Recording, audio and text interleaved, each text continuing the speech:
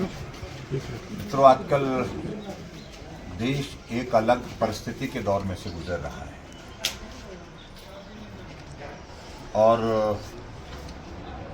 मुझे लगता है कि ऐसी घटनाएं बहुत कम देखने को सुनने को मिली जिस प्रकार से अभी हाल ही में पहलगांव में घटना घटित हुई। और सबके लिए ये चिंता का विषय भी है।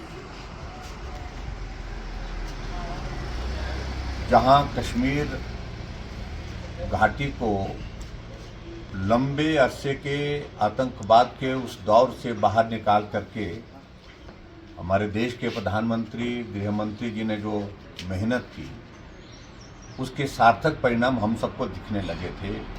पूरी दुनिया भर से टूरिस्ट बहुत बड़ी संख्या में कश्मीर में इन दिनों में आ रहा था,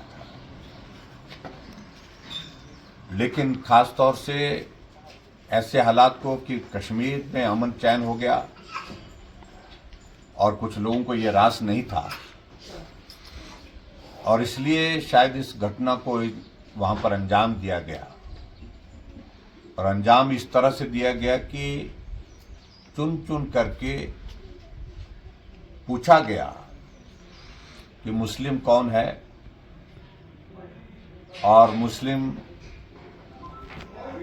के साथ साथ में जो हिंदू थे उनको वेरीफाई करने के लिए कि हिंदू हैं या मुसलमान हैं, तो इसलिए कलमा पढ़ने के लिए कहा गया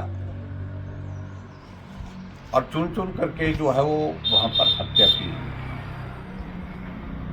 हमने 28 परिवारों के सदस्य जो है वहां पर खोए। और मैं इस बात को लेकर के बड़ा साफ कहना चाह रहा हूं कि भले ही राजनीतिक दृष्टि से कई लोग कई तरह की बातें करने की कोशिश कर रहे हैं, लेकिन उन सारी बातों का कोई अर्थ नहीं, कोई औचित्य नहीं है। अगर घटना घटित हुई है, उससे सब लोगों में रोष है, उसमें सब लोग विचलित हैं, पूरे देश के एक कोने से दूसरे कोने तक उसमें एक तरह की सबकी भावना है। लेकिन मैं इतना बड़ा साफ कहना चाहता हूं कि बहुत बड़ी गलती जो हमारे दुश्मन जो सरहद से पार जो साजिश और षड्यंत्र करके ऐसी घटनाओं को अंजाम देते हैं, बहुत बड़ी गलतफहमी के वो शिकार हुए हैं और इसका खामियाजा उनको भुगतना पड़ेगा। जिन्होंने घटना को अंजाम दिया, जो घटना करने के लिए वहां पर आए थे आतंकवादी, उनके खिलाफ भी कार्रवाई निश्चित रूप से होगी, लेकिन इस साजिश में कौन लोग शामिल थे वहां तक हमारा देश पहुंचेगा, हमारा नेतृत्व पहुंचेगा।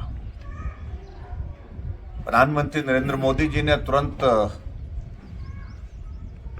अपना प्रवास जो विदेश का उसको रद्द किया। रद्द करने के बाद दिल्ली पहुंचे। निवास पर पहुंचने से पहले ही एयरपोर्ट पे मीटिंग की उन्होंने।